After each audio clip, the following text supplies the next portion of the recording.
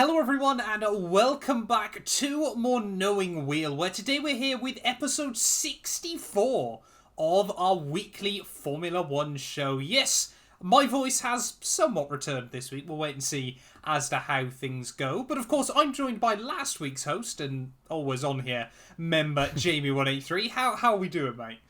I'm very happy. I'm a bit disappointed to have been demoted from host after the midweek podcast. I did offer. True. Nah, I enjoy stepping in, but I'm glad you're okay. Oh, that's so sweet of you. Why you started that with "I'm so happy"? And I don't know why I did I'm that. so sad. Yeah, I never really think about what I'm saying on this podcast. If you couldn't tell, we kind of did wonder. So, is anything that's made Jamie so happy this week, or is he just lying? No, really. I mean, it's warm, I guess. In Manchester, that's quite hard to come by. It is warm. It is warm. Very too warm, I think, is probably the expression we're going to use, aren't we, this week? So enjoy over the next hour or so, just Jamie and I both slowly melting.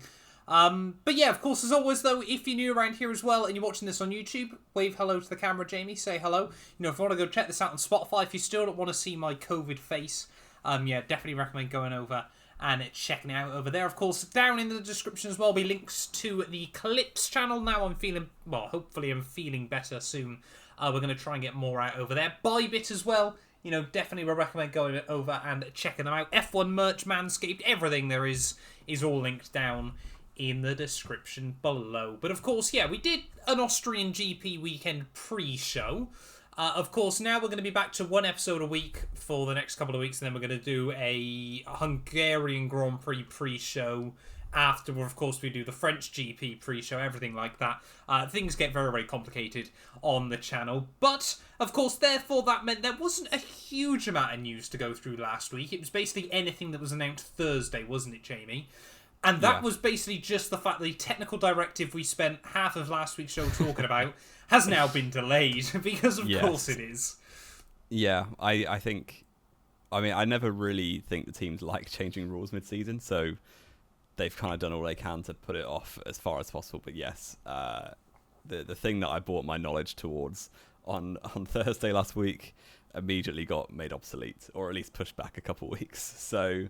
yeah, the Belgian Grand Prix is when it's going to come into play now, which means that I'm going to be seeing a Lewis Hamilton win. Because it should favour Mercedes. Yeah, I mean, we'll wait and see about that. I think when we kind of got told, weren't we, that this directive had been announced, we were kind of there like, that is a very, very quick turnaround. Obviously, Jamie's just said, teams don't like rules to be changed mid-season. Depends on the team and depends on the rule, let's be fair. Because I'm sure, Red Bull perhaps, 2013, those tyre changes for the second half of the year, I think they quite liked that. Yeah, just dominated the second half of the year through OP tyres. I think there's quite often rules that teams do like in Formula 1. But yeah, I mean, obviously we got a few weeks off over the summer. I think it made more sense, didn't it? The teams, they probably need a bit of time to get it all sorted, ready for the second half of the campaign. So I think it's fair. I almost said completely rigged then, but we won't say that this week. Let's jump in then to the Austrian GP. The Styrian Hills, once more alive with the sound of V6 turbo hybrids. And immediately... as well, I don't think that's a... Oh, I don't think they're bad sounding still, after listening to them again at Silverstone. Yeah, they're not bad. They're no V8s. But no. Unfortunately, though, early on in the weekend, the hills were alive with the sound of Lando Norris not being happy and McLaren engines blowing up. Yeah, I didn't catch practice at all, so you'll have to talk us through this one, unfortunately. So basically just Lando, I don't actually know what the exact issue was actually in the end, but his seat, basically he said his seat was on fire, so he'd like to jump out of the car rather quickly as the engine slowly... It wasn't quite another engine failure later on in the weekend that we'll talk about during the show, but yeah, wasn't quite what McLaren needed at the start of what recovered in the end to be quite a decent weekend, but was really looking rather ropey throughout quite a lot of it, wasn't it? Especially around a track that Lando has often done really well at in the past. Well, before this weekend, they had four of the last four Q3 sessions there. They'd got a car in the top four on the grid. Yeah, and of course, remember, Lando got a podium in 2020 and in 2020. No, did he get a podium last year here as well? Yeah, he did. It might have been Styria, but... Yeah, in one of the Grand Prix. at Austria. I mean, when you consider the sprint race as well, we've now had 6 races at Austria in the last 3 years, which is kind of insane. But talking of teams that were looking strong, though, McLaren maybe in the past, Haas. Once again, Haas. They've still had no major upgrades. We kind of spoke at Silverstone that they brought some upgrades, but apparently they weren't as big as we'd originally anticipated. Haas are still looking mega when you consider how little they've done to the car. They're very, very strange. I don't understand Haas. I don't think they quite know how to run themselves yet, because they've just not bought any upgrades since Bahrain, really, major upgrades, and they're still just smashing it. Yeah. Like, Austria's always been a track that they've done quite well on in the past. I think Grosjean got a 6th here in 2017. 2017 it was 6th, yeah, and 2018 was their 4-5 best result in ever. 2018, yeah. Yeah, so maybe it's just a track that they like, but either way, yeah, they were right there, front of the midfield again, which they haven't really been that quick since like Imola with Magnussen, but yeah, fair play. Yeah, I mean, it was another solid weekend. I mean, you've said since Imola.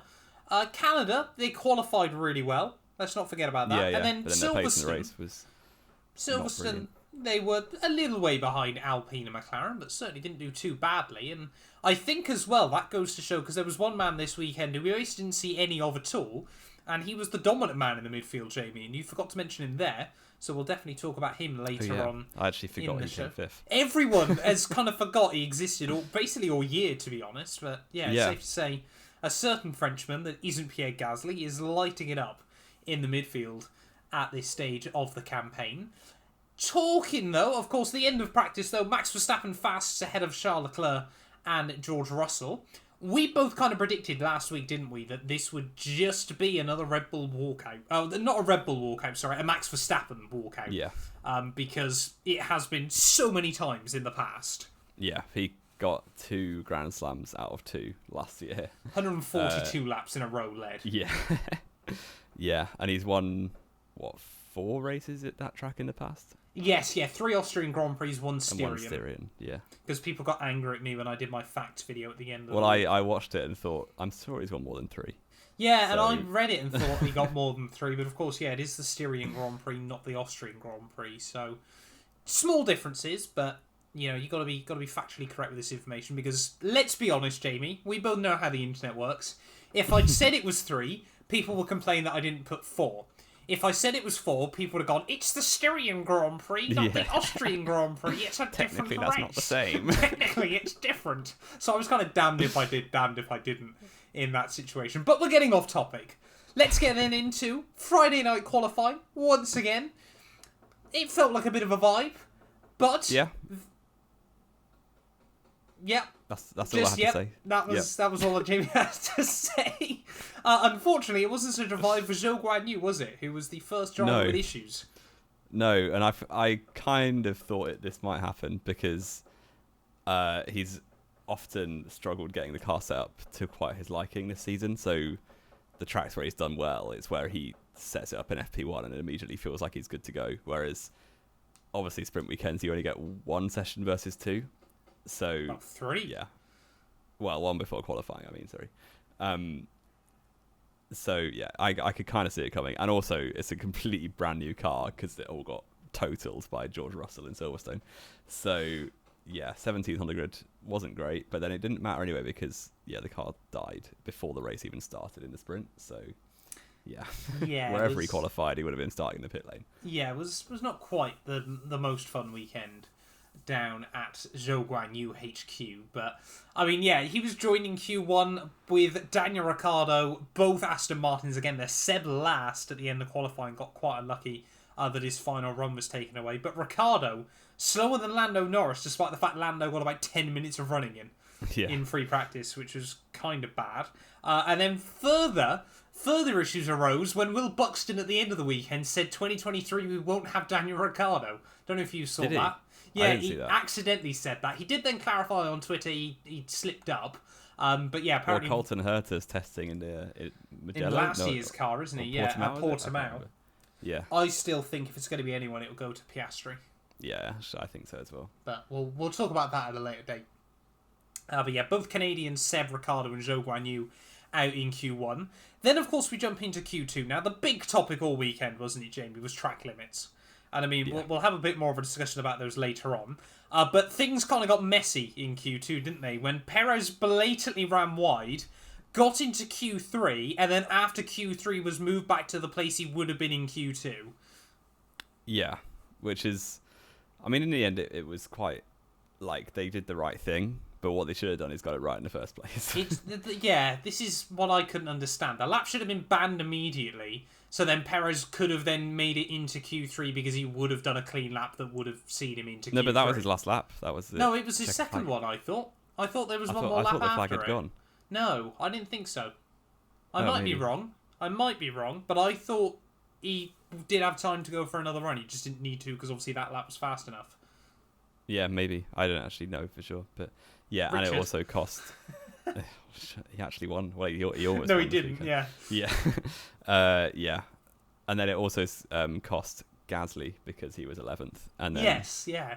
Could have got a shot at Q3 where obviously, one of the drivers in Q3 didn't set a lap time. So he would have been at least 9th, maybe a bit higher than that as well. So... Yeah, I mean, it just... I mean, like we said, we'll discuss track limits a little bit later on in the show, but it was a bit of a disaster class, wasn't it, from Austria? But yeah, Gasly, Albon, Bottas, Yuki Tsunoda, and Lando Norris then, of course, out in Q2. Lando this time around reporting some braking issues, so not a fun weekend so far for Lando Norris by the end of Friday. Then we jump into Q3. Now, historically, this has not been a particularly great track for Mercedes ever. In the past. Lewis Hamilton, particularly. Or Lewis Hamilton, for that matter. Because Rosberg and Bottas have been fairly good there in the past. I wouldn't say so particularly. Rosberg won 2 out of 3. Bottas won 2 races here. Has Bottas won 2 here? He won 2017, and he won... Oh, yeah, he has, hasn't he? 2019. Yeah, I suppose, actually. Yeah, it's just Hamilton's awful Austria. And Hamilton... No, Bottas didn't win 2019. I was there. 2020. 2020 he won. Sorry, yeah, that was... Yeah. Anyway, back to the point, Mo. Unfortunately, as we got into Q3, though, Hamilton, pretty much immediately, on his first run, stacks it at turn 8. Yeah, and it was... We don't see that very often for Lewis Hamilton, just binning it with no real reason, which... Yeah, well, I think no real reason is a bit Well, obviously harsh. he's pushing, but, sometimes he gets caught up in incidents and stuff, but, when he's just doing a lap and he crashes, that basically never happens. I think Brazil 2017 was probably the last time. Unless you're counting when he went off on the wet in Imola last year. But that kind of had circumstances to apply to it. Yes, yeah. So, yeah, bit surprising. He was very disappointed with himself. Obviously, cost him a good grid slot as well, because Mercedes looked like they could have had a chance of getting in amongst the top 4 as well. Or top 3, because Perez would have been removed later, I guess.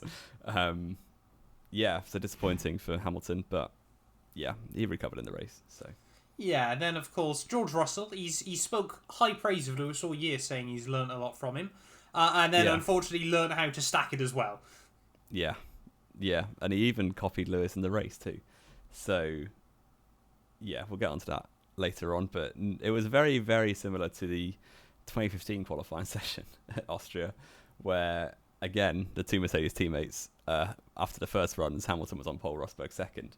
Final runs come around, Hamilton bottles it at turn 1, goes off, and then Rosberg is improving and goes off at the final corner. So, yeah, very weird how this track just seems to go quite badly for Hamilton and Mercedes, but there we go. Yeah, sometimes I guess you just get tracks like that. I mean, it's quite funny, isn't it, that we see a bad track for Hamilton when he's won here, twice? Yeah. One Austrian, one Styrian Grand Twice Prix. For Hamilton is very Twice poor, for Hamilton is awful standards, which is kind of mad when you think about it. But yeah, that then meant that Max Verstappen did end up going fastest then in Q3. Actually a really good battle for pole position in the end, wasn't it? Charles Leclerc took pole. Sainz then went right behind him, and then Max just improved right at the end to dip into the 104s there. The only man to go into the 104s. But yeah, they were top 3 covered by 10th of a second. First time since Bahrain... what was it called again? The weird Sakir outer loop GP that was what it was called. Of 2020. Yeah, the first time top 3 have been separated by less than a tenth since then. Perez was P4, but of course that then didn't happen. With Russell, Ocon, K-Mag, Mick, Alonso, and then Lewis rounding out the top 10. So yeah, George Russell did quite lucky actually to get his lap in, and then no one behind him went quicker, because the likes of your Ocons could have been quite a difficult thing to get around this weekend, as we will discuss later on. Then we move to Saturday. It's sprint race time. Some people hate it. Some people love it. Fernando Alonso's team decided they were going to leave the tyres on. The tyre blankets on even, not the tyres. They did want to be on. Yeah, and the car up on its jacks. Yes. Now, everyone thought that was a stupid thing by Alpine, but they didn't do it on... Well, they did do it on purpose. It's because he had an electrical fault, and they knew if they left him on the grid, then he would be forced to retire immediately, wouldn't he? So they deliberately left the car on the jack so they could bring it back into the pit lane so then they could spend more time trying to fix it. And then it didn't go anywhere anyway. Yeah, it was... Yeah, we all thought Alpine were being Alpine again, but it was fairly clever, maybe? I don't know. It was a necessary evil. Yes, yeah. So it wasn't just them being stupid, but yeah, it was a shame for Alonso. Qualified in the top 10, was it? Yeah. It was, 8th, I think. It was 8th, and also after Perez. he had floor damage in Q2, or he picked up damage in Q2. Otherwise, he could have been right there in the top 5, I think, because his pace through before that point in the weekend was very impressive. But shame for Alonso. Doesn't seem to have much luck this season, really. But yeah, sprint race was wiped off immediately, and he's in my fantasy team, so that was fun. Yeah, not great, but he made amends almost in the proper race. And then that caused that didn't cause an aborted start, but an aborted start was caused because another driver in my fantasy team broke down on the formation lap, which was very fun. Zhou Guanyu, as we mentioned, his car just turned off going around the final few corners. He managed to get going again, but obviously he dropped to the back, so had to then do the extra formation lap and pull into the pit lane and start from there. And never really gained much ground back in the sprint. I mean, it did kind of make me chuckle, didn't it? The fact, he reported all these engine issues. Everyone else is lined up on the grid ready to go. They abort it, and then suddenly the engine kicks back into life. Yeah. But I mean, not fun for F1's now most and least experienced drivers on the grid there. Both of them with issues before things even got going. Then we did finally get to the start of the GP, and we'd already had carnage beforehand, and then we had even more by the time they got to turn 1. Yeah, and it was, again, similar to the Silverstone crash, but obviously a lot lower speed, which was helpful. But it was 3 wide with Hamilton in the midfield. Gasly on the inside. I can't remember who was on the outside, actually. Alex Albon. Albon. Wow, Hamilton really messed up quali. It was Albon nailed it, to be honest. Yeah, he was like 12th, wasn't he, or something? Yeah. But yeah, Gasly pulled across. It wasn't the best move from Gasly, to be fair, but luckily there was no damage apart from to himself in terms of race time. So yeah, a bit unfortunate. Hamilton obviously doesn't really know how to drive in the midfield, so I don't think Hamilton did anything wrong there. I'm not pinning that on Hamilton at all. I was going to say, it's a shame. He drove perfectly in that situation. It feels like every time Hamilton starts in the midfield, people just drive into him. It feels like... You kind of get this... Pierre's probably there going, Franz, you seen this? I'm racing Lewis! Yeah. Yeah. Yeah, I mean, it was... again, I think it's very, very difficult, wasn't it? Because obviously Gasly... Jamie didn't even know who was alongside Lewis there, so how Gasly's meant to know when he's in the car? Of course, Albon kind of just appears randomly, doesn't he, in Formula 1 race weekends. So, yeah, Gasly obviously tried to move over towards turn 1. Hamilton couldn't go any further to the left, so Gasly just kind of sent himself to the shadow realm into the first corner. Sainz, though, as well, because of Leclerc and Verstappen being so feisty into turn 1, jumps Leclerc pretty much immediately, and then they kind of just start battling out early on in the race, watching Verstappen drive off into the sunset for some reason, because Ferrari. Yeah, it was a weird one from Ferrari to not intervene. I guess they want to let the drivers race, but it was entertaining, but it was clearly costing both Ferraris time compared to Verstappen. So I think Sainz enjoyed the battle. I don't think Leclerc enjoyed it quite so much, but Leclerc did win out eventually, so it wasn't too bad. Yeah, and I mean, I think I saw something on Twitter saying that apparently the Ferrari mechanics, the Ferrari pit wall told Leclerc to just push and, sort of keep it clean and tidy. And they were also telling Sainz at the same time to attack Leclerc. Right. Like, to go for moves. And they're like, that is ridiculous. And then you go, it's Ferrari. It's likely that therefore it's true. which is kind of mad. Yeah. But yeah, I mean, the sprint race, to be fair, I mean, we've often spoke praise. You know, sprint racing is kind of the thing to hate still, isn't it, in Formula 1? We've often spoke praise of it. This one wasn't bad by any means, but I think we've kind of, because Silverstone was so good and then the race had really good moments, we kind of forgot actually the sprint wasn't that amazing in comparison. The only real things we kind of had going on early on was, of course, Hamilton then stuck behind the Haas cars, and also Perez, after the nightmare end to Friday even, he was brilliant in the sprint. He kept things spicy. Yeah, and we saw DRS trains emerge very quickly, but Perez was able to use the straight line speed at Red Bull to really just carve his way through it really quickly. Like so, butter. Yeah, like a knife through butter, even, I should say. Butter doesn't tend to carve. A hot knife, even. Yeah, so Perez fairly swiftly made his way up to fifth, but then weirdly didn't catch Russell for the rest of the race, who was chilling in fourth. While, as you said, Hamilton was stuck behind Mick Schumacher, who was getting towed along by Magnussen, who was deliberately slowing down into the final sector to give Schumacher DRS for those first three straights. So it was very clever from Haas, but I'm not sure Hamilton was too pleased about the team play to almost screw him over. But eventually he got his man and finished 8th in the sprint. Hamilton got a point. Yeah. So could be worse. Yeah, not bad by Hamilton in the end. We did also, because of that, see the Mick Schumacher revenge arc starting to form, didn't we? Yeah. He was not happy after the sprint because he felt he was quicker than K-Mag. I don't know why he wasn't happy. He felt he was quicker than K-Mag and they should have swapped him before Hamilton got to him, so then he could have scored a point and then K-Mag wouldn't have. Yeah, but then if Schumacher was quicker, why did K-Mag keep having to slow down to give DRS? And now that, Jamie, none of us know the answer to still.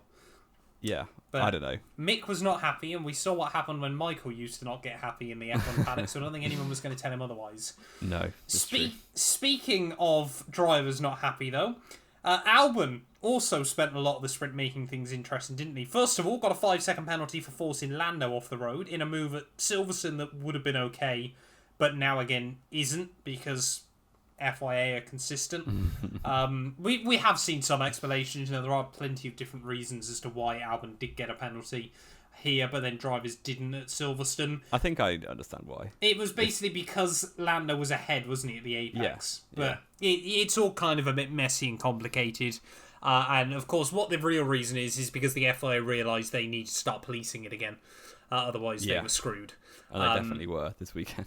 Yes, they would have had big issues otherwise. So, Albon got a 5-second penalty for that, and then in a fit of rage decided he'd just bin off Seb later on. I mean, fair play to him. Seb, literally got what Albon had to him a couple of years ago, just at a different corner.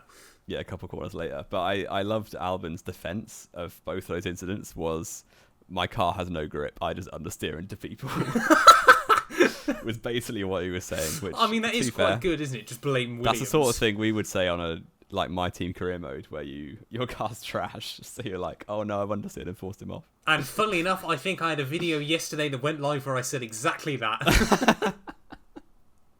Yeah. Yuki Tsunoda, I apologise once again. Yeah, that was kind of all that happened in the sprint. There was a few more things. Like, we've definitely seen worse sprint races. But it wasn't that interesting, really. Verstappen won because the Ferraris were too busy tripping over each other in the start.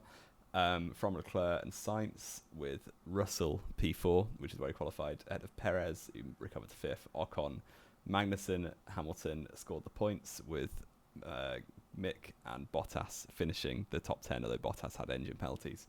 And eventually changed the floor, I think, or the rear wing or something as well, so was in the pit lane for the start of the proper race.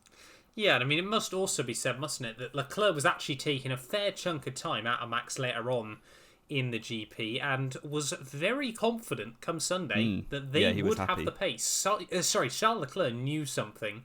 Probably knew he'd planted something on Sainz's car, which we'll talk about in just a moment. But of course, that then brought us to race day Sunday. Like Jamie said, Bottas, of course, was starting in the pit lane with some issues. It was obviously Seb was right at the back as well. Alonso was right at the back, so it was going to be a race of experience trying to carve their way back through the order, wasn't it? Talk me through the start. Yeah, it was fairly standard up until, I mean, it was almost completely obvious what was going to happen into turn 4, sorry. But yeah, Verstappen just kept the lead into turn 1. No contact as far as I know into turn 1. And then you had, I think, Verstappen leading up the hill, quite comfortable.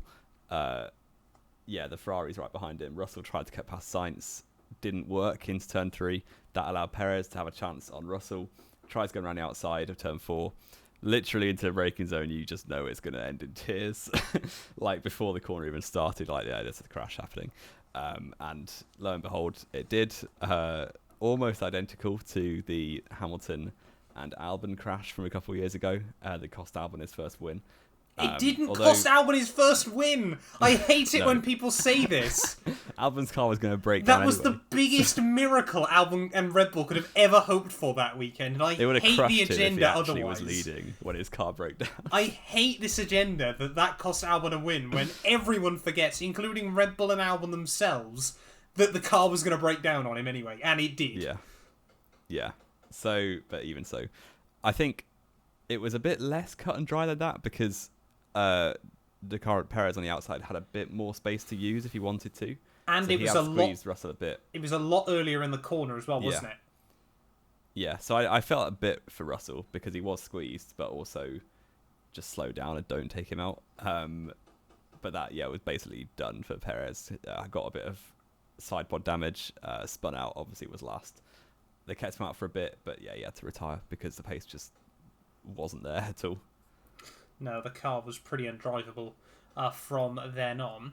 But I think, it was safe to say, the Austrian Grand Prix kind of had some big flashes in the pan moments, didn't it? But a lot of it was fairly, 3 DRS zones in a row. I mean, it makes for good overtaking. I'd rather have it this way round than none of them. But kind of just meant a lot of moves were fairly easy to set up, weren't they? We did, though, see early on Mick Schumacher lap 4 re-jump Lewis, so Haas clearly were able to fire up their tyres really well. And Hamilton made a mistake into 1, actually. I don't know if you saw that. Yes, but he went over the sausage curve on the outside, which he did in 2019 as well. I had to change the wing, and he did it in 2017, and I had to change the wing as well. Possibly. So I think definitely 19, maybe the other one's wrong. But yeah, either way, he's not very good at Turn 1 Austria. Okay. Then of course, things got spicy up towards the front. After we all thought, this was just going to be the Max Verstappen show all weekend, Charles Leclerc went, and suddenly sent it on Max on just lap 12 and took the lead. And we really did just see a momentum shift. Yeah, because you saw the few laps before that, Leclerc was chilling in DRS and wasn't close enough to make a move. Because he kept faking one to turn 3 inside and stuff, and then it wouldn't come off. But this time on lap 12, he just didn't. He stayed behind Max, and then that gave him, obviously, he can stay closer through the corner because he's on the right line. And then it sort of caught Verstappen unawares, which we don't see often from Max, but he was definitely caught napping, I think, into turn 4. Leclerc just went on the inside, and that was it. And then he just drove off. So, Red Bull didn't seem to have the pace that we expected, which is a shame. Yeah, I mean, they seem to have one we're both Red Bull fans now. So. Yeah, exactly. I mean, I'm definitely not wearing a Ferrari hat this week. But yeah, I mean, it was a bit weird, wasn't it? Like we said, Red Bull clearly had 1 lap pace still, but just they could not get the tyres to work the way they wanted them to this weekend, or anywhere near the level that Ferrari could. I mean, apparently they had brought some upgrades which made the car heavier again, but that was just because obviously they were trying to experiment with some other bits and pieces. But yeah, just 2 laps later though, Max Verstappen jumps into the pit lane.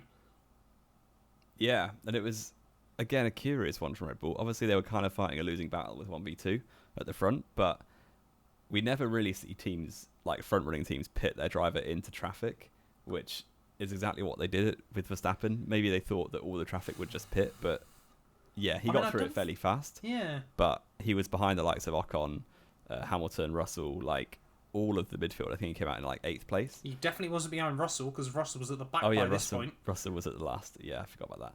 And he got a 5-second penalty, which we also forgot to mention for taking out Perez. Yes, yeah. But yeah, Verstappen carved through the traffic fairly quickly, but it wasn't an ideal undercut, to say the least. No, I mean, it was a bit strange. But to be honest, I don't think Red Bull had any other choice. I think Max kind of just told him, I'm pitting now, you better service me. Yeah, because maybe. I just don't think, like we said, the tyres were working for him. But I think the most impressive thing out of it was the fact that Ferrari didn't panic and immediately box as well.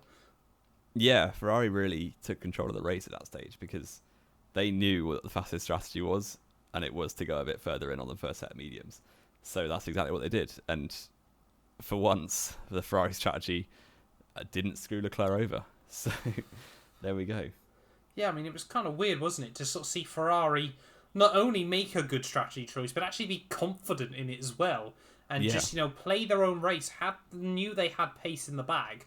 But then, we probably got to the wildest moment of the race, didn't we, Jamie? Lap 24, things got... Let's go pod racing, I think is probably the best way to describe it. Yeah, we had Alonso stuck behind Joe. Yep. I think Alonso had just pitted, or maybe he hadn't. I don't think either of them had yet. No, Joe definitely hadn't. I don't think Alonso had either. But Alonso was like buzzing all over his back end into the final sector, like trying to fake one to the inside of the second last corner, which was interesting. But that, put Joe offline into turn one. Magnussen seizes the chance on Alonso and goes for it on Alonso, while Alonso's also sending it on Joe. Somehow they don't come together in turn one, with 3 wide momentarily. Joe switches back Alonso. Magnussen's taken both of them. And then you've got Norris and Schumacher involved as well. So it was suddenly 5 cars. Joe was like, I don't want another DNF, so bailed out and also had no DRS. So unfortunately went backwards 4 places in the space of 4 corners, or I guess 2 corners really. Well, I think it was Magnussen stayed ahead of all of them, but Norris went from the back of that pack to the very front momentarily, and then Magnussen got him back into turn 4. But it was great racing for the midfield, and to be fair, all race long, the midfield was kind of crazy. Like, it was so difficult to follow what was going on because there's so many different strategies, but there was always something going on in the race, which is always what you want. Yeah, no, exactly. It is brilliant to see, isn't it, still? I've vocalised this so many times this year. This has probably been one of the best F1 seasons in living memory when you look at how much is going on in the midfield and just how close it is. It is absolutely fantastic. But yeah, absolutely love it. And like we said, a lot of different stuff going on in the midfield. And nice to see, that still pretty much every team every week has got a chance to fight for points. But, of course, most people just want to focus on the battle going on at the front. And that was, of course, lap 27. Charles Leclerc pretty much doubles the stint length of Max Verstappen. Finally boxes. And he went on to do the same... It was basically the same strategy, but just offset by that first... By 13 laps extra, yeah. Which is quite a lot of laps. But yeah, it was fairly obvious that he was just going to catch and pass Verstappen fairly fast. Like... I never really had my hopes up when he came out like 5 seconds behind on 13 lap pressure tyres. And he caught him and passed him very quickly. I think Max was clever enough to realise that there wasn't much point fighting and ruining in what's left of his tyres, trying to hold off Leclerc, especially with Sainz right there as well, who pit a lap later and was going to be doing the same thing. So... Yeah, no, exactly. It just was not a race that I think Max Verstappen learned quite quickly. It was better to think of the bigger picture this weekend there because, lap 37, he boxed again and then he was on another set of hards to try and see him through to the end of the GP. Then lap 40, after all his disappointment on Saturday, Sebastian Vettel gets binned off again. You cannot write it. This time round, it was by Pierre Gasly. Yeah, and Gasly didn't have a very fun weekend. That was another 5-second penalty handed out in the race. Basically the same classic turn 4 crash, just one car trying to go on the outside of another car. The inside car understeers and tips the other one into a spin. But this one, I think was by far and away the most optimistic attempt, wasn't it? Including Hamilton's in 2019. Gasly should have just bailed out. I think Gasly was barely going to get the car slowed down into the corner by himself, never mind with poor Seb being there on the outside. No. Not a great weekend for either. I think Seb got quite unlucky, but also qualified 20th, so can't really complain. No, exactly. Not a weekend to remember for Sebastian Vettel or Pierre Gasly there. Lap 50, though, of course, we have still got a few things going on in the midfield, but nothing too dramatic at the moment, of course. Lap 50, Charles Leclerc pits in again. You know, he's just been comfortable, at the front of the field there. So he's just going to box, to cover off Max Verstappen once more. And it only took him 3 laps this time round before he's flown back past Max into the lead. And I guess the real question from there was, of course, was Sainz going to get close enough and actually have the pace and skill to jump Max Verstappen? But of course, that didn't happen. Yeah, unfortunately for Sainz, the race winner of the previous Grand Prix, caught up to the back of Max Verstappen. Looked like he maybe had a chance into turn 4 on the very lap it happened, but then his engine completely blew up. Another Ferrari power unit problem, and he was out the race on the spot, and also couldn't get out because the cars obviously have no handbrake, and he parked it on a hill. So and the marshals were useless. The marshal. Did you see the marshal who ran put over a fire extinguisher and then ran off? And then walked off. Oh, like, very, very amusing. Not great. Not great. But yeah, Sainz. Are we counting that as a gravel trap visit? It's been a while for Carlos. I don't ever think he actually went on the gravel trap. No, it was an escape road alongside of a gravel trap. But yeah, he did his best to go and find.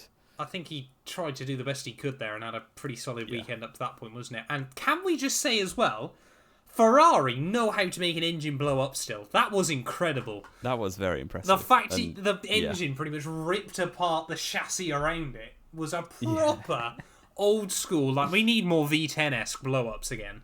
I can't remember. Like 3 times a race, someone just blows up and there's a massive plume of smoke. I'm not saying 3 times a race. I'm saying that's what it used to be. The big plumes of smoke, everything like that. I can't remember which F2 driver it was last year that had one at Monaco. And it's like, imagine waking up in your Monaco high-rise as there's smoke everywhere, and someone goes, "Oh yeah, some Formula 2 drivers absolutely blown their engine to pieces." That's what you want. The Kimi Raikkonen. We could have more Belgium. I think it was definitely the V10 era, 2005-ish. Yeah, there's a massive plume of smoke at the top of Eau Rouge, and Raikkonen just full flat goes through it at full speed. That bit you can kip, to be honest. Yeah. But I mean, even Raikkonen's at Monaco all those years ago. You need big engine blow-ups in Formula 1. That's what they're there for. But unfortunately, though, that was basically the last thing that happened, though, in the Grand Prix, wasn't it, Jamie? There are a few little things that happened that we've just forgotten about, or that weren't in the race highlights. I quite enjoyed Alonso. Fernando Alonso obviously starting basically last after the problem in the sprint race. Came back, was running 5th for a bit. Yes, sorry. And he had to pit twice in 2 laps. Otherwise, he could have finished top 8 quite easily, maybe top 6, with his teammate Ocon, who finished 5th in the end. But had to pit twice in 2 laps, which kind of screwed him because it had a massive vibration on one of the sets of tyres. And also I very much enjoyed his overtake on Yuki Tsunoda, where literally, as he was overtaking him, he wagged a finger because Tsunoda had just put him on the grass on the entry to turn, or the exit of turn 3. Alonso very much the elder statesman of the grid, putting the numbers on the young man, Yuki. But there we go. Yeah, I mean, a couple of very, very big highlights there, wasn't it? But yeah, I guess the last thing that really happened was, of course, after Sainz's issue, Leclerc then started reporting issues with the throttling. You're like, Ferrari can't surely throw this away. Yeah. But luckily, for Ferrari, Charles Leclerc did come through for the race victory ahead of Max Verstappen there. Lewis Hamilton, 3rd podium in a row this weekend. Absolutely fantastic display by him ahead of George Ocon. This was someone we needed to mention. Ocon this weekend ran the best race that no one's ever seen. We didn't see anything from him all weekend. It was only him getting passed by George right at the end. But it was a very good, very smooth weekend from Ocon. He's been doing it all year, really. He's barely been out the points. He's mega this year. I think Alonso has been very, very unlucky. Otherwise, the points gap would be a lot smaller. But fair play, you can only do what you get handed. So Ocon's doing really well, which annoys me because I don't like him very much. No, I know you don't. It's because you're a big Gasly fan. But I mean, Ocon, he's ahead of his 2-time, far more experienced world champion teammate. He's got a multi-year deal in place, and he's just quietly picking up a P5 out of nowhere, and no one's really caring. He's living the dream right now in the Formula One midfield. And yeah, we spoke the high praises of Haas all weekend, but Ocon in that Alpine was by far and away the best midfielder. They were clear with that car. It is a very interesting constructors battle as well, between, well, basically everyone down from the top three, because you got, well, right now McLaren are fourth, but I think it's fair to say Alpine definitely have a faster car right now. It's basically just carried by Lando. Yeah, so you got McLaren fourth, Alpine fifth, Alfa Romeo are currently sixth, with Haas close behind, and AlphaTauri. So all of those will be really interesting to see how it plays out, because obviously a lot of those teams are quite small, so need the budget of finishing as high as possible. Yeah, I know. So one to watch through the season for sure. And I mean, I found it. Let me just try and dig up an interesting stat I uncovered yesterday, Jamie. Over the last 2 race weekends. So. Oh, Haas have outscored everyone, haven't they? Haas have outscored in the last 2 race weekends. Williams, AlphaTauri, Alfa Romeo, Aston Martin, and McLaren all together. Yeah. 19 points for Haas, 18 points for all of those other teams is kind of mad. Also goes to show at the moment the fact it's basically the big 6 Alpine and Haas that are scoring. Well, in the last 2 races, yeah. I think Alfa and McLaren will get back there in a good race weekend for them. But, yeah, those other 5 teams are doing a very good job at the minute. Exactly. Let's get on then, Jamie. Driver of the day. I think there's a few people to shout out here, isn't there? Yeah, obviously Leclerc won his first ever race from not pole. Yep. Good job by him.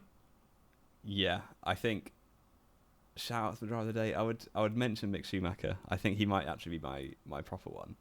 Yeah, he had another good weekend. Because he is.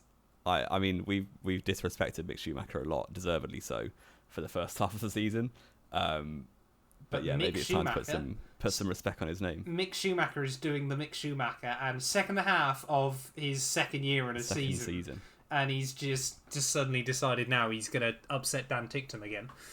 Yeah, best race in Formula One for him in terms of finishing. Yes, yeah, best result. I think ever. Alonso. It's a shame that he had that double pit stop, because without he could have been. He would have probably been a very good shout for driver of the day. Looking through elsewhere though, George Russell, fantastic recovery. Hamilton as well, another podium despite the issues on Friday and Saturday. Ocon as well, like we just said, we can't sing enough of Ocon's praises there. The only other car not to end up a lap down outside of the big 3, so did very, very good job done by him. Albon as well was running in the points for a huge part of the afternoon, and just then got pushed out right at the very end there, which was probably heartbreaking for him. But I mean, kind of mad as well when you think there were only 5 cars on the lead lap at the end, but no one finished more than a lap down. Sebastian Vettel in last there was still only 1 lap down. Yeah, I guess, is that kind of mad? I don't know, because it's a minute and 10 lap, give or take. But that's what's kind of mad about it, the fact that... But, yeah, so everyone is more than 70 seconds off the winner, but less than 140 seconds. Yeah. Is that mad? I think that's mad. I think that's pretty mad when you think about it. It's not often that we end up... Because obviously everyone kind of looked at it and goes, oh, well, clearly the big 3 is still rapid then. But obviously Austria is such a short track and there's so many laps to catch up. Of course you're going to get lapped more often around a track like this. But the fact, that everyone only got lapped once, I think is quite impressive. I mean, Latifi would have probably been lapped more, but he retired. But I think, a lot of different people there that a deserved shout-out for driver of the day. But I think, Mick Schumacher... probably the one that deserved it most in the end. Yeah, and he got the official one as well. Exactly, that's what I mean. Yeah, brilliant. Real brilliant quick, weekend. I know it's not in the notes, but I'm going to spring some trivia on you. Okay. Like the actual trivia section. Okay. So I'm going to guess it's related then to driver of the day. It's not actually, but it's related to another thing that happened, which was Max Verstappen has overtaken Valtteri Bottas in the all-time podium list. Oh no! So Verstappen has now gone. Verstappen's now gone up to 9th in the all-time list of podiums, while Bottas is 10th. Okay. All I want you to do is name the top 8. Oh, Lord. And you have 30 seconds. No, 1 minute. Come on. Okay, 1 minute, and I'll start the time. And there's obviously 8 more to get. So I need 8. Yeah, and you're going to start in 3, 2, 1 now. Lewis, Michael, Sebastian, Fernando Alonso, Kimi Raikkonen, Alain Prost, Ayrton Yep. Senna. Yep. Is that 7? You've only got one more. Rubens Barrichello. Yeah. Oh, you actually smashed it out in 17 seconds. Get in there. I'm happy with I that. thought that'd be harder. I thought you were going to miss Rubens, but fair play. No, Rubens was kind of like my, if I'm struggling towards the end, just guess. I'll take that. Yeah, so very well. Max Verstappen is level with Barrichello actually on 68. One more you almost did you did top 3 in order. I was, just trying to go through at the most wins, to be honest. Yeah. Because I thought if they've only got 60 60 odd, pretty much, everyone, even up to Prost, wasn't he? He had 50 wins, didn't he? Yeah. So I think surely they would have got 18 podiums. Yeah. So there we go. Top 10 of all-time podiums for Max Verstappen and Valtteri Bottas, which I think is more surprising. I mean, I've 67 podiums and 10 wins. I think the most impressive thing about that, Jamie, is the fact that I got all of them. Yeah, so fast as well. I told you 30 seconds would have been. You could have done that easily. Well, you did. Well, you could have given me 18 seconds and I would have done it. Yeah. So we'll take that. We'll absolutely take that. Speaking of things then that we will absolutely take, let's go over, Jamie. It's time for our F1 fantasy recap. Yes. I have to apologise if there is a severe and continuous error in my judgment because this was not the final opportunity to play a Mega Driver. But to be fair, my advice got everyone a lot of points. So if you listen to me, then well done. You probably megaed Max or Leclerc and got lots of points. But yes, the gap is actually at the summer break, which is a bit stupid since in the rules it says halfway through the season, which is now. But we'll gloss over that. But yeah, fair play. You'd never Mega Drivered Max. Yeah, you'd never guess Jamie Sweat's fantasy things, would you? That he's like one of 6 people that read through the rules, rather than the rest of us making a team at the start of the year and then basically never changing it. And we're going to change it up as well for now. We're going to shout out the top 30 each week. Oh, are we? Here we go. Matt plays a Mega Driver and suddenly thinks he's big. I'm just saying I nailed this week. How many points did you score, Mr. 183? Oh, I've just gone off it. Hang on. I scored with no Mega Driver because I played it in Baku. I scored 280. That's pretty poor. Which is very good with no Mega Driver. I would argue it's not. Actually, no, I'd argue that's still really good going, to be honest. I'm sort of looking that's probably my highest score of the season. Yeah, I think you would Apart have... from the Mega 280 was it? Yeah. Yeah, so even if you had Mega Drive it, I think you would have scored about 3 less than me this week. Yeah, I should check that. I still would have lost to you if I'd Mega'd Max, but... Yeah. Yeah. I'll How many then? Let us all know. Well, Mega Drive for Verstappen. 387 points. Ridiculous. 387! I would have got one less if I Mega'd Max, actually. And you didn't! So I smashed you this week. But my Mega Driver did get me one more point. So there we go. Oh well. Verstappen got 54 points in Baku. But I still smashed it this weekend with 387 points. And I mean, the rest of my team was lethal as well. Mega Drive, I think, to be honest, Mega Driver and Max was still the way to go this weekend because, of course, Leclerc as your turbo still scored mega points. Then I had George Russell, who on lap 5 I thought, well, this is over, but did a fantastic recovery to finish off with 35 points still. Alpine is my team there. Ocon carried that, and Alonso got robbed towards the end. I could have probably got 400 points had things gone the right way for a lot of my drivers then. Albon, like I said, almost scored points. The only reason I know that was because I was watching him all day long on my fantasy league. And then Kevin Magnussen as well, another solid weekend for the K-Mag. So yeah, 387 points. I will take that. And it then means, out of our league now of nearly 4,500 people, we're both back inside the top 1,000. We're both back inside the top 750, I think, Jamie. I'm well in the 750, yeah. What position are you in? I am 575th. How many points have you got? Oh, it's at the bottom there. 2,036. So I'm 30 points behind you, and 570th, you say? Yeah, 575. I'm 160 places behind you. That's pretty packed. We are. I mean, it will just be an all distribution, to be fair. Yeah, that is kind of mad. Yeah, but I think we're quite a long way off the top, to be fair. We certainly are. Are you going to give us a rundown of this week's results, or do you want me to do this week's and you'll do the overall? I'll do Austria because, yeah, it was a very good week generally in fantasy. All the drivers that everyone owns did quite well. I mean, so there's so many. Everyone listened to you and used their Mega driver this week. I know. Everyone inside the top 80 used a Mega. I'm aware of the effect that I have on F1 fans. But we have Hubert K from Poland on 409, which I think is probably the highest score we've seen all season. Gotta be right up certainly up there. With, Mega, Max, Turbo, Leclerc. Is that the same team as you? Ocon, Magnussen, Not Albon. quite. And then Ferrari is his team. Not quite the same as mine. Obviously, he's got Ocon instead of George, and then Ferrari instead of Alpine. That's the way to go. Get your team changed to that. We've got then Jonah B tied with Shady H in second and third. I'm guessing very similar teams, but Bottas instead of Ocon for both. Bottas instead of Albon, sorry, for both of those.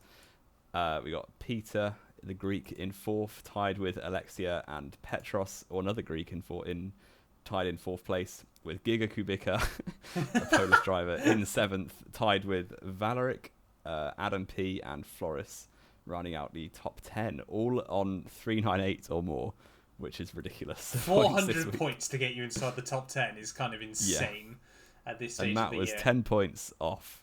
10 points off a shout out. What were you on? 387.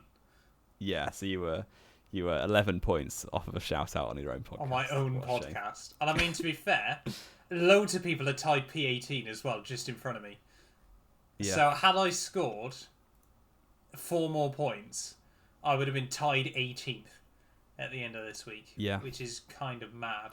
And weirdly enough, down to earth next week, don't worry. Yeah. So many people tied. I was only tied with one other person, and that was another Greek guy. Well, your team's very strange, isn't it? Yeah, my team is very strange. Who had a completely different team to me as well, which is kind of mad. Let's give you guys a rundown then overall, because now, of course, Jamie's scared everyone into using their Mega Driver. And everyone has, basically. It now means that Max T, Mansell's mustache, is absolutely destroying everyone. He's now 171 points clear of Tim. He came 55th in Austria, by the way. What, whilst using his Mega? Yeah. How is he so good yet so mediocre all at the same time? Well, he had Latifi and Vettel. That's a bit of an L. And he's still winning everyone. Wow. He's still destroying everyone this year there. 2,514 points. Where would that rank him globally, Jamie? I will have a research while you keep on going. I will keep rattling through scores then. Tim, still in P2 there. Unfortunately, lost his top spot. We always knew he would once Max used his Mega. Bryce in P3 ahead of Larry, who dominated the early stages of the year. Carlos in P5 still ahead of a trio of Indians. Dipam, Taby. Actually, Taby's got 2 teams there in 7th and 8th place.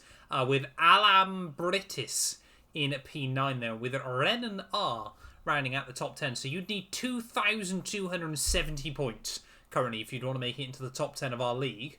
Where would 2,514 points place you overall, Mr. 183? Out of 1.5 million people in the global league, Mansell's mustache is first by 60 points. What? Fair play. That's a round of applause. Actually, no, this has got to be wrong. Wait, the ranking's messed up. The ranking will be glitched.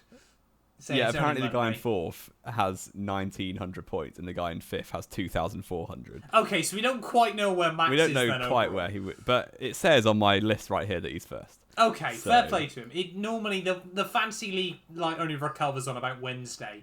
It does say rank 1 when you click on him, so maybe he is first. Fair play. Maybe he is still. We don't quite know, because it often archives who's in other leagues first, so you can sort of see them as well. But, I mean, fair play, Max, if you are leading overall and you've got a spare ticket you want to invite me out to, or if you don't want either of them, I can bring Jamie, I suppose, as well. But fair play, if you are leading overall, mate, you are absolutely slapping that at this stage of the year.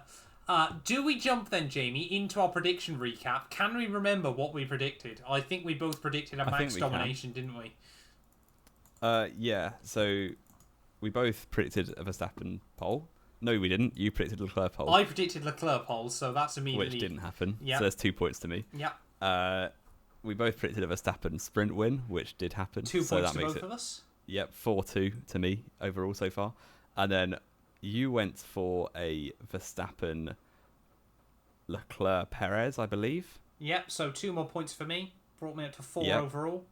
I went for a Verstappen Perez Sainz, which got So 2 only DNFs. 2 points for you. Only 1 only point 2 for for you, me. sorry. Oh yeah, 1 point. Oh no. So you only gained 1 point this week.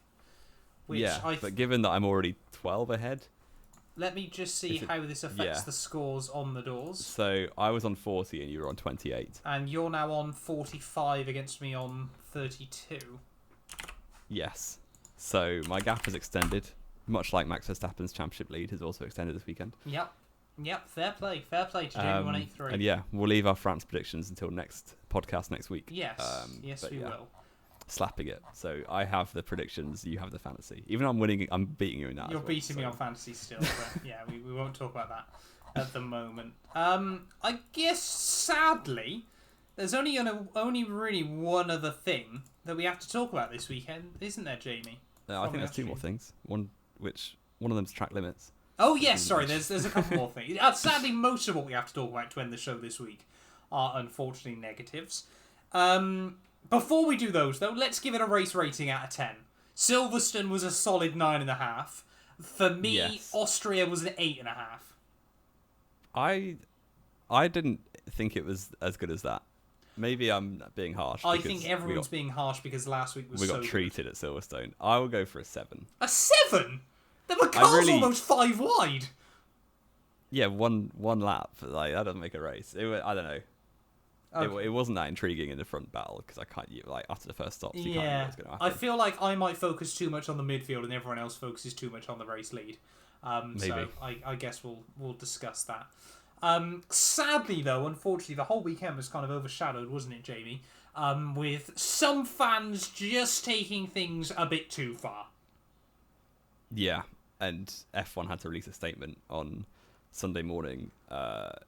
Fans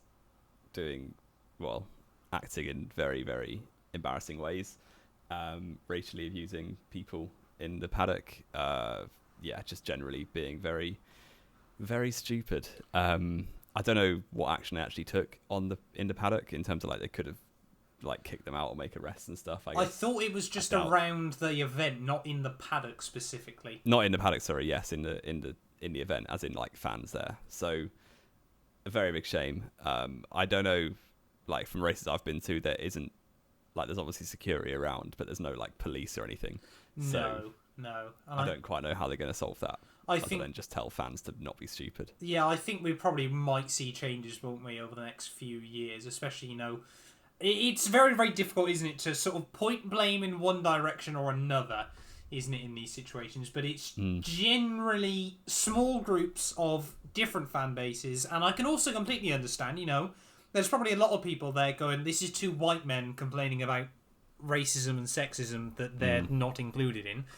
We obviously, like any sensible person, we are both completely against it and can also completely understand that we won't be exposed to a lot of the negatives around it in Formula 1. So it makes it more difficult for us to speak into it because... It is, very, very difficult, of course, for us to sort of...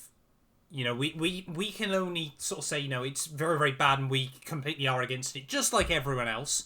But it is still, unfortunately, it's not something we get exposed to on Grand Prix. Or at least we haven't ever been exposed to it before at Grand Prix weekends. And obviously, we hope that continues. But obviously, F1 is an inclusive sport. It always should be. And we always hope it will continue to be in the future. So, if you're someone that might struggle to control themselves, if you've had a few too many to drink, it's very simple. Don't drink so much. Have a fun weekend, by all means. But don't ruin it for someone else because it is frustrating and it does... Well, not frustrating, it's just abhorrent.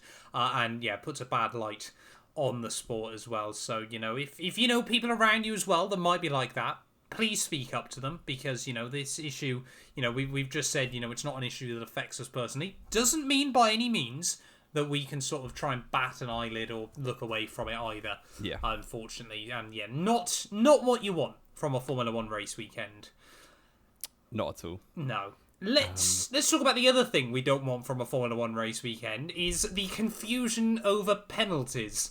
It kind of got a bit ridiculous this weekend, didn't it, Jamie? It did, but I think from what I've seen, everyone with any sense at least is fairly happy that they're clamping down. Yes, completely. This is the weird thing, isn't it? Yeah. I do think it, especially in the F2 race, it was slightly ridiculous at sometimes because those drivers were going off a bit more. But basically the rule was, as far as I understood, you can get 3 lap times deleted, which means you've gone off once. So basically 3 warnings. Then the 4th warning, you get a black and white flag. 4th warning is a last chance. Yeah. And then the 5th time, you get a 5-second penalty and a penalty point. Yes. Which is, yeah. And then the 6th time, you would then get another 5-second penalty. Yeah. So it's just penalties every time after that, which in F2 was a bit. I mean, it's almost chaotic. cost Ollie Caldwell his F2 career. Because he's on, he got one 5-second penalty, which got him up to 10 penalty points for the year. I thought he was on to 11 now, yeah. No, because the second time round it was a 2 penalty points. Oh, so was it? Got harsher. Right. Okay. Yeah. So he was 1 corner cut away from getting suspended. Which is, I mean, the penalties in the race I completely agree with. The off-track penalties when you're running a foot out of the white line, I feel is a bit too extreme. You know, if you're running half a foot over a white line, somewhere like that, are you really a danger on the circuit? Should you be getting a race ban? You know, I don't think the penalty points are there. Like, that doesn't really make. I don't think they should be there. Sorry, because it's not dangerous driving. It's just either a mistake or you trying to drive fast, and you shouldn't be getting points on your license for that. Yeah, it's a bit of a difficult matter, isn't it? On that hand. On the other hand, though, I completely do think it's fair. You know, everyone was told before the weekend these were the rules, and it was policed fairly when you exclude Perez and then re-include Perez again later on. That's where things got a bit confusing. I am completely for, as long as they're consistent, penalties and warnings being dished out like this. Yeah, I think there could be a slight bit more leniency if you can demonstrate you lost time. Yes. Which I think Norris complained of afterwards. He got a 5-second penalty late on. And I think Lewis did as well, didn't he?